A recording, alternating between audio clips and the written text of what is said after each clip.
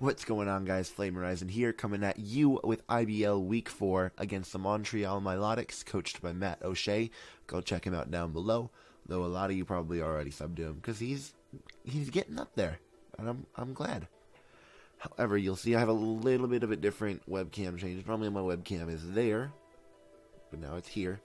I also have a little bit of a mic change, so now I got this cool little filter. And I also have a new audio interface, so audio, I hope, will sound a whole lot better now, and I, really like making my audio sound good.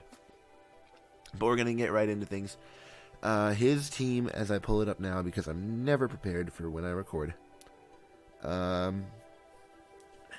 me pull this up real quick. IBL Season 4.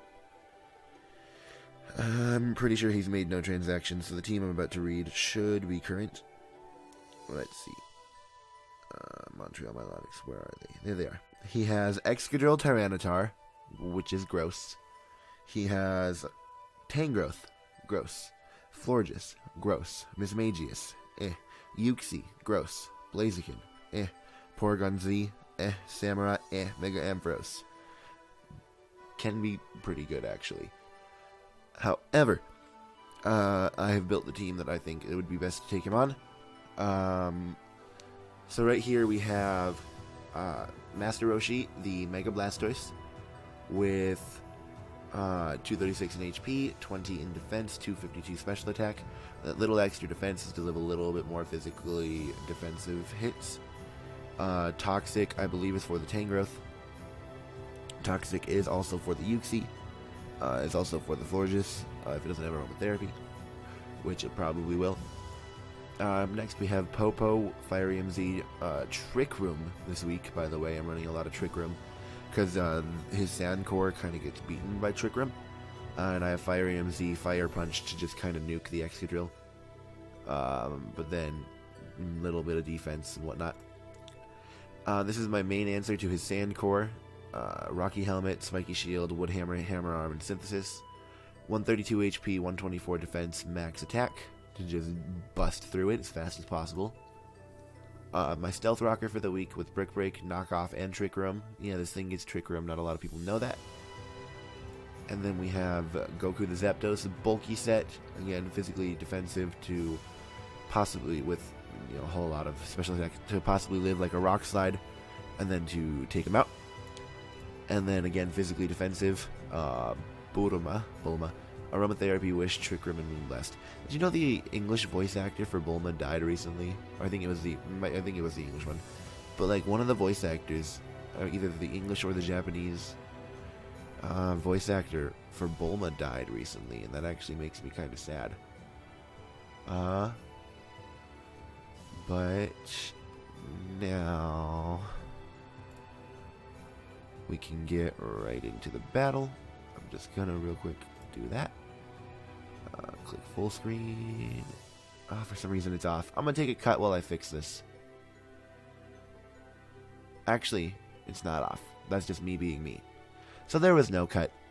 But you guys noticed, at least I think you might have noticed, that my computer can handle the sprites again. So we good. Everything looks clean. They're all still the shiny ones because TilableToast has not released the normal versions. However, I will use the shiny ones and leave TilableToast's links down below. But as you can see, the team that he brought is his Mega Ampharos, his Sand Core. He did not bring the Tangrowth, but he did bring the Uxie, the Mismagius, and the Blaziken. So we are going to get right into the battle. I'm going to click play, and here we go.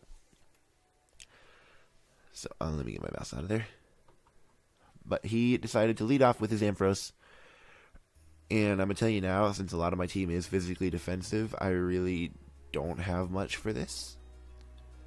So he's gonna Mega Evolve and watch how much this Thunderbolt does. He's Mega Evolving and going for Thunderbolt while I go for Rocks. Just watch how much this does. Pretty sure that that's max special attack. Because Kecleon has base 130 Spadef, and that did so much. Like, for real, that did so much. But then I switch out, not wanting to lose this, and I go out into a Aromatisse, because I'm like, oh hey, it's a special defense. See, I had forgotten I was physically defensive when I was battling, and not specially defensive. If I was specially defensive, I lived this hit.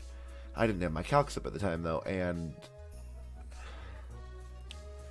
this is why you always have your calcs up, boys. And girls, if there's any girls watching, hi. Welcome to my channel. Subscribe. But another T-Bolt does pick up the kill on Aromatisse. So, there's one down. Next I go out in a Chestnut, thinking like, well, this is my next bulky thing. Maybe I have a chance. So he goes for the Dragon Pulse. And it does well over half, because Mega Ampharos is a beast. And it makes me sad. I go for the Hammer Arm, because it's the best thing I had to hit it. Doesn't do quite enough. Doesn't do nearly as much as I had hoped or wanted. And another Dragon Pulse does pick up the kill on the Chestnut, which again is sad. It's not looking too good for me, guys. But then he does go into his Jirachi. Alright, I go into my Jirachi as he goes for the Volt Switch. See, it was right around these next few turns that him and I did have a DC, so we did have to recreate it. He goes out into his Uxie. And as I set up the Trick Room on his Volt Switch. So now I'm the fastest thing on the field. And then I believe I go for the Iron Head. But he went for the T-Wave. So under Trick Room, he is... Oh, no, I had went for Trick Room again. I had misclicked in this. However, it didn't really matter because I get fully parried there. Right here is where we're trying to like kind of remake the battle to where it was. Now I go for Iron Head as he goes for Rocks on me. But I did get a flinch there. So that's kind of helping with like recreating it. I believe I got 2 or 3 Iron Heads off on him before we DC'd. So I go for another Iron Head as he goes for the Stealth Rocks. Oh no, it's another flinch. I don't know. I forget exactly what happened in our first time, but we got it pretty darn close. I go for another Iron Head. And this time he finally gets up Rocks. And then this next turn, the Trick Room is now faded, so he's going to be faster. And then he goes for the Foul Play. And after he goes for the Foul Play, that's where we were. So now I'm going to be down in red health. As I go for the Zen Headbutt, which I miss. So that was also part of the recreation. So now we're right where we were before the DC happened. And I switch Popo out because I don't want to let it die, going out into Master Roshi. As he does go for the U-turn and get the momentum. However, as he goes for the U-turn, he goes out into his Mismagius. I believe. Yeah, he goes out into Mismagius. And I was like, this thing doesn't kill me with Thunderbolt even. Like, not even Thunderbolt kills. So I'm kinda... but he goes for Dazzling Gleam, which does like 20%, as you'll see. So he kind of lets me get a free kill and like dampens his differential. Because at this point, I've already lost. I'm not sure if you can tell. At this point, I've already lost to his Ampharos. His Ampharos can kind of just come in and clean up shop. But he goes for the Thunder Punch. I'm a little bit sick. Thunder Punch, he had a min roll on that, which is very unfortunate. But I go for the Scald, and I am able to pick up the kill on the Blaziken. So that's a good thing. So now it's 4-4. And I was sitting there like, maybe I can bring him back. And this thing is indefinitely going to outspeed me, because I'm min speed. As he goes for the U-turn, trying to like predict a switch and get momentum. But Blastoise does go down, which is unfortunate, as I've said. And then he goes out into Ampharos, and I'm honestly going to say now, this thing does clean up shop. But now you can hear this sweet voice of FlameHorizon. I'm joking.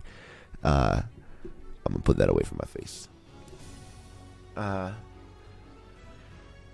But This is where a little bit of kind of like a stally moment happens, because I'm trying my best to bring it back as much as possible, but that does way too much. Like, way too much. And then I realized, if I go for a roost, I'm no longer a flying type, so I won't take as much damage from a thunderbolt, right? So he goes for the thunderbolt. It does like 40% this time. Oh no, that did like 60%. What am I talking about? And then I'm like, you know what? I'm gonna go for a roost again. And I go for the roost again. And then he decides to go ahead and click Dragon Pulse and kind of blows the strategy out of the water. So at this point you can see he basically has the game on wrap. So there's really not much more commentating I can say. I can say that right now it is 11:35, 2/17/2018. It's 11:35 CST, Central Standard Time. That Zapdos does not take it out. So Zapdos does go down to the Dragon Pulse, and I'm tired. Like, today was kind of hard. And I just want to go to bed, but I gotta get this video recorded and stuff. But I go out and Popo, you know, hoping for a miracle, but Popo's not gonna get any miracle. The pecking order does fall, unfortunately. I'm tired. But another Thunderbolt will pick up the KO on Kecleon. And that's the game. You know, go sub to Matt. He's a good battler. Go down below. I under-prepped for the stupid Mega Ampharos. Go check him out down below. He's pretty close to 200, if not already at 200. So please, you know, go give him a sub. And, you know, if you're new to my channel, coming from Matt, you know, be sure to leave a like. Subscribe if you're new, especially if you came from Matt. Give me a sub, because, you know, I'm on my way to 100. And, you know, comment down below what you thought of the battle. I hope to see you all in the next video. Please take care.